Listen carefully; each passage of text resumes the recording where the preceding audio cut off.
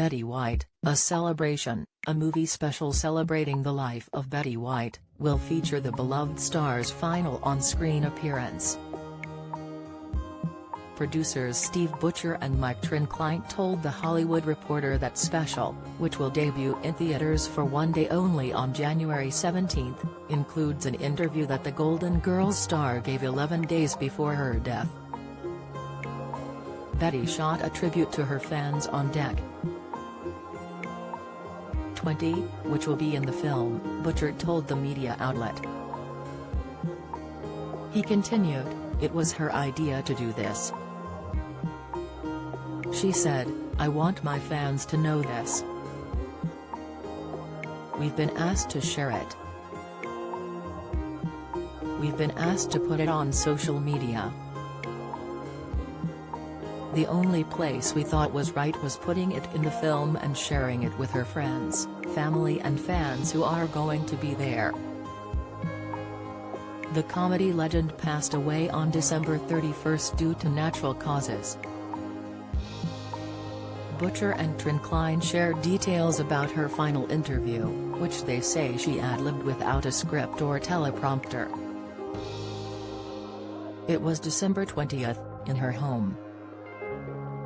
Betty loved getting glammed up, as she called it, Butcher said. The dress, the hair, the look, she just loved that.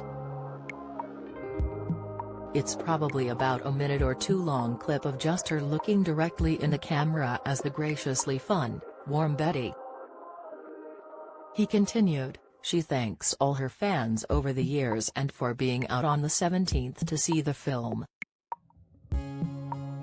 It's just got that twinkle that's Betty. The great thing about it is that she didn't read it off the teleprompter or have a script.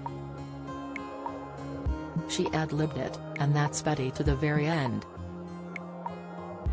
She's spontaneous and has the wherewithal to go with it and do it live. She was so good at that. You can't watch it for the first time and help but get goosebumps when you hear her. It's just very, very sweet." While Betty did not actively work on the special, the producers said she provided them with a list of near and dear people that she said would be perfect for them to interview.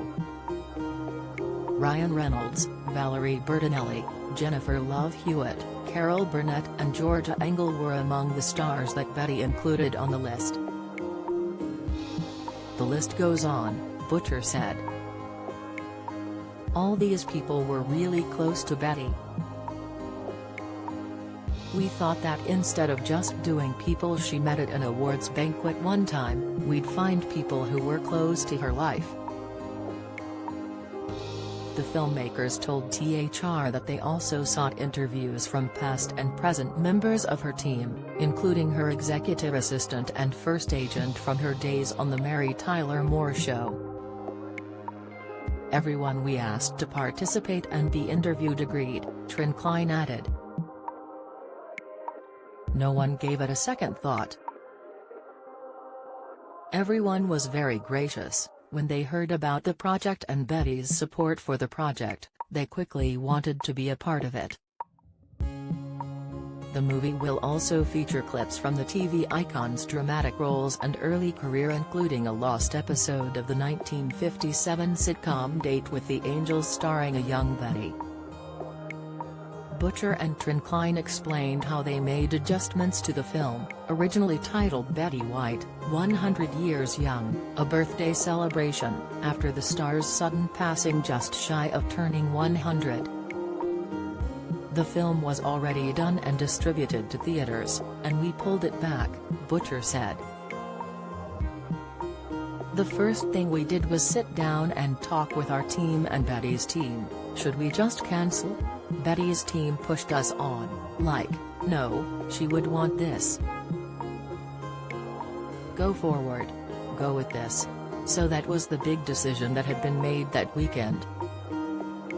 Then on Monday, we just started reshaping the film to reflect the news that had happened.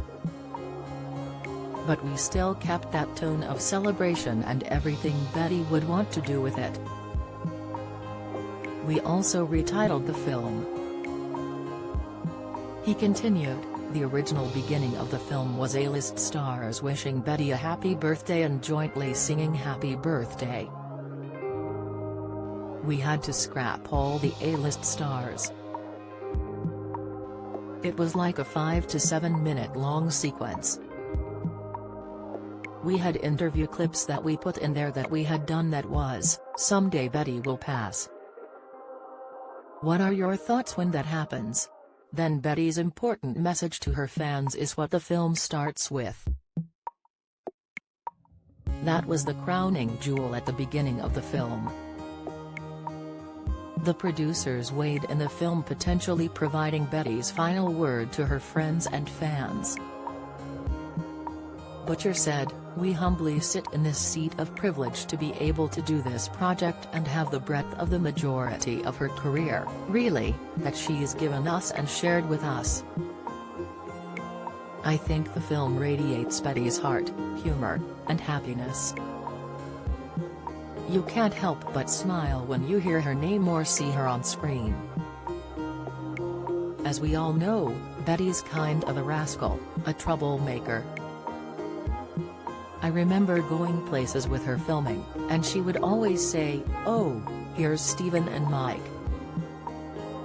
They've been embedded with me for the last 10 years.